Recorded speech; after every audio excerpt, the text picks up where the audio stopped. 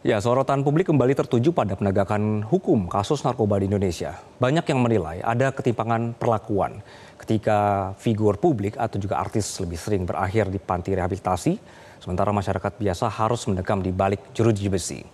Lalu, benarkah hukum di negeri ini benar-benar menjamin kesetaraan atau justru memberikan perlakuan istimewa bagi mereka yang berkilauan di layar kaca?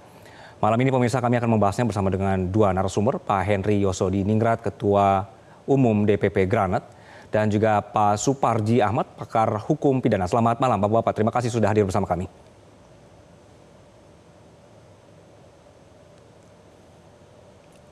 Oke, baik, saya akan mulai dari Anda Pak Henry, selamat malam.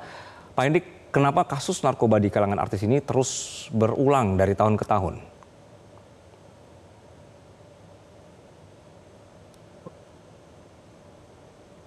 Oke, baik pemirsa. Saya akan ke Pak Suparji. Kalau begitu, Pak Suparji, dari pengalaman-pengalaman sebelumnya kita sudah melihat cukup banyak ini figur publik yang kemudian terjerat narkoba ya Pak ya. Apa yang membuat seperti mereka ini tidak belajar dari pengalaman sebelumnya Pak?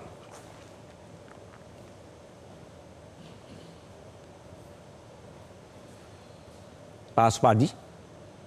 Ya, pertama, Ya. halo. Baik, silakan Pak. Ya. Dengar suaranya. Ya, silakan Pak. Ya, karena salah dalam menerapkan terjadinya karena faktor penyalahgunaan narkotika yang berulang itu karena adanya kesalahan dalam penerapan hukum. Ya. Karena mestinya bagi yang pelaku dalam konteks dia korban atau sebagai misalnya kecanduan itu rehabilitasinya dilakukan, asesmennya. Dan kedua ini juga tidak boleh diskriminatif, gitu. Tidak boleh diskriminatif. Jadi kalau ada diskriminasi inilah yang juga menyebabkan terjadinya berulangnya kejadian tersebut. Gitu. Dan yang ketiga juga pengawasannya yang tidak efektif gitu. Jadi ketika asesmen, ketika rehabilitasi, kemudian kendor pengawasannya, maka yang menyebabkan berulangnya kejadian penyalahgunaan narkotika itu. Jadi menurut saya bahwa kejadian-kejadian selama ini menurut saya karena banyak faktor yang berpengaruh, tetapi memang yang paling mendasar adalah bagaimana tingkat pengawasan dan tingkat penegakan hukumnya itu yang dilakukan secara nyata dan tidak ada diskriminasi antara satu dengan yang lainnya. Ya. Baik, berarti Anda juga setuju ya Pak kalau disebutkan bahwa memang ada diskriminasi terhadap penetapan hukumnya soal narkotika ini? Ya faktanya kan memang seperti itu kan, bahwa penjara itu kan penuh sekarang ya. Mayoritas itu kan dari pelaku narkotika yang kemudian itu ya anak-anak atau orang-orang yang sebetulnya dia korban dan mestinya mereka diperlakukan rehabilitasi gitu. Tapi kan rehabilitasi itu hanya dilakukan dalam tanda petik ya pesohor-pesohor gitu. Padahal itu dilakukan kepada siapapun gitu. Seandainya rehab itu diberikan kepada siapapun ya dengan selektif ya, itu maka tidak akan seperti sekarang ini. Tapi memang persoalannya adalah bagaimana melakukan proses rehabilitasi tadi secara intensif dan sekaligus juga secara selektif, dalam arti memang yang bersangkutan itu harus diberlakukan di rehab gitu, bukan di penjara gitu. Jadi kalau soal bahwa narasi apakah terjadi diskriminasi, ya kenyataannya ada seperti sekarang ini, bahwa rakyat biasa yang sudah tidak mampu untuk melakukan rehabilitasi, mereka berada di bui gitu. Ya. Baik, Pak Henry sudah bisa bergabung bersama kami. Pak Henry kalau menurut Anda bagaimana Pak melihatnya? Oke, temanya ini apa namanya pengguna itu direhab atau dibui kan gitu ya. Iya. Pertama kita harus membuat satu pemisah yang jelas dulu ya. Siapa yang direhab, siapa yang dibui gitu ya.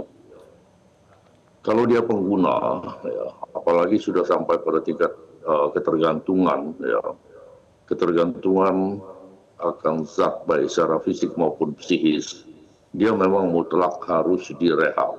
Ya. Nah, karena memenjarakan pengguna itu sama sekali tidak ada manfaatnya. Ya. Dan bahkan apalagi jangankan memang pengguna ya, mereka yang masih tingkat pemula ya dipenjarakan. Itu justru membuat mereka di dalam itu akan bebas menggunakan ya, dan akan meningkat baik kualitas maupun kuantitas barang yang digunakan. Intinya saya cenderung untuk merekomendasikan bahwa selagi dia tidak terkait dengan peredaran gelap ya, dan apalagi terkait dengan sindikat ya, mereka idealnya kita rehab ya. Cuman persoalannya seperti tadi disampaikan oleh Pak Suparji bahwa kita jangan tebang pilih siapa yang mau direhab ya. Para pesohor direhab ya. Sementara orang yang betul-betul berhak untuk mendapat rehabilitasi tidak diberikan asesmen untuk menjalani rehab ya. Jadi kita kalau masih tingkat pemula ya, justru kita akan menambah mereka menjadi lebih sengsara ya, kalau mereka kita bukan lebih sengsara, akan lebih parah nanti dampaknya kalau mereka dipidanakan. Gitu. Nah, khusus para pesohor ini, ya, mereka harus kita berikan sanksi moral ya. Dalam hal ini harus ada satu kesadaran untuk kerjasama dengan pihak produser ya, atau pihak yang lain untuk tidak menggunakan mereka, tidak menggunakan jasa mereka untuk main di beberapa film ya, atau selama beberapa tahun gitu ya. Nah, itu sudah merupakan satu bentuk pendidikan yang kita berikan gitu, supaya yang belum menjadi pengguna menjadi takut karenanya, dan mereka yang sudah menjadi itu menjadi jera gitu ya. Jadi deterrent effects-nya ada, kemudian efek yang menjadi dari sisi pendidikannya gitu ya. Karena kita ini kan dalam pemidanaan itu menganut teori Gemengde teori ya, teori gabungan antara pidana sebagai nestapa, pidana sebagai pendidikan ya. Nah, yang dinestapakan itu adalah mereka yang betul-betul terkait dengan peredaran ya, apalagi mereka terkait dengan bagian dari sindikat. Karena dari salah satu surat edaran Mahkamah Agung itu melihat dari kuantitas barang yang ditemukan ya, padahal dia sama sekali tidak ada kaitannya dengan peredaran ya, tapi dia dipidanakan sebagai pengedar ya. Nah, kita juga suka lupa bahwa barang yang mereka edarkan ini bukan untuk mencari mangsa baru, tapi untuk kalangan mereka sendiri sesama pengguna ya. Dan mereka bukan untuk mencari kekayaan ya. Mereka mengedarkan itu untuk kebutuhannya mengkonsumsi. Nah, orang seperti ini mutlak harus kita rehab gitu. Oke, gitu baik. Saya ke Pak Suparji. Pak Suparji, dalam konteks hukum positif begitu ya Pak Suparji, apa sebenarnya perbedaan antara pengguna, pecandu, dan pengedar narkoba?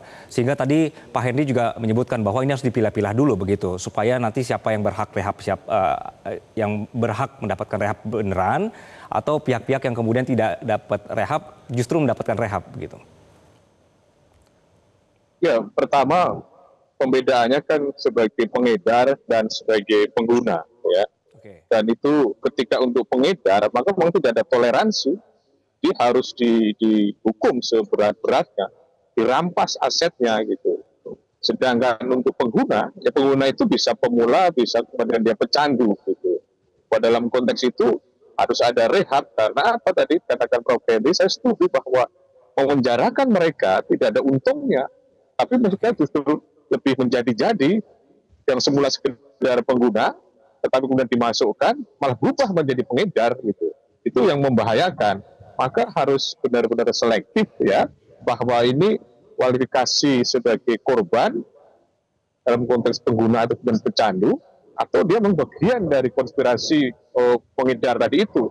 Kalau memang kebagian dari konspirasi pengedar, memang tidak bisa diterapkan untuk kemudian rehabilitasi. Tetapi sebaliknya, baik pecandu ataupun pemula dalam konteks korban sebagai pengguna, maka pendekatan rehabilitasi itu harus diutamakan.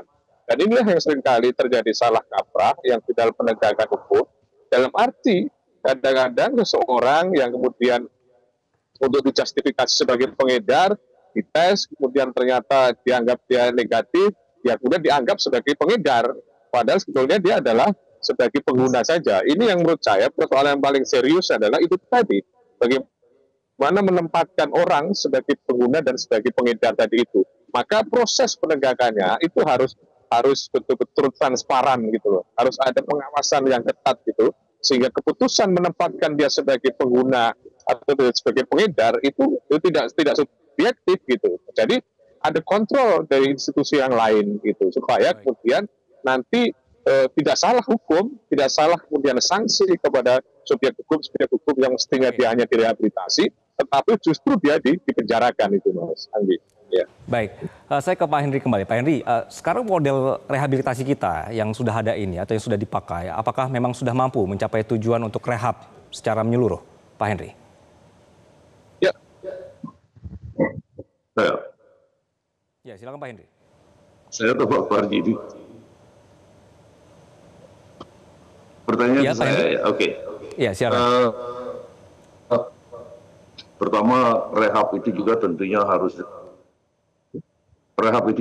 harus menggunakan metode yang benar ya. Jangankan nggak benar metodenya. Dengan melakukan rehab dengan metode yang benar aja tidak ada jaminan bahwa setiap orang sudah menjalani rehab pasti dia pulih 100% gitu ya. Karena tingkat relapse-nya juga cukup tinggi ya. Tapi setidaknya kalau kita menggunakan metode yang benar yang selama ini dianut oleh BNN ya, metode TC, metode therapeutic community yang itu sudah teruji di berbagai negara lah ya. Nah, metode yang benar itu dengan metode therapeutic community itu adalah merehab mereka bukan hanya dari segi fisik ya, bukan menghilangkan ketergantungan akan zat secara fisik ya, tapi juga menghilangkan ketergantungan dia secara psikis ya. Karena secara fisik dia sudah tidak tergantung ya, tapi secara psikis dia masih gampang banyak pemicu. Seorang yang tadinya sudah menjadi pecandu tingkat yang akut dalam tanda kutip ya, dia triggernya gampang. Dia lewat di satu tempat di mana dia biasa menggunakan, dia akan trigger itu, dia akan pakai lagi gitu. Nah, artinya rehab dengan menggunakan metode yang benar itu adalah rehabilitasi terhadap fisik dan psikisnya. Jadi menghilangkan ketergantungan akan zat itu secara fisik ya, dan juga menghilangkan ketergantungan dia secara psikis gitu. Oke, baik. Terima kasih Pak Henry dan Pak Suparji atas pandangan dan waktunya di malam hari ini. Semoga diskusi ini membuka kesadaran baru bahwa keadilan dan kemanusiaan seharusnya berjalan beriringan begitu ya. Terima kasih Bapak-Bapak. Selamat malam. Jelajahi cara baru mendapatkan informasi. Download Metro TV Extend sekarang.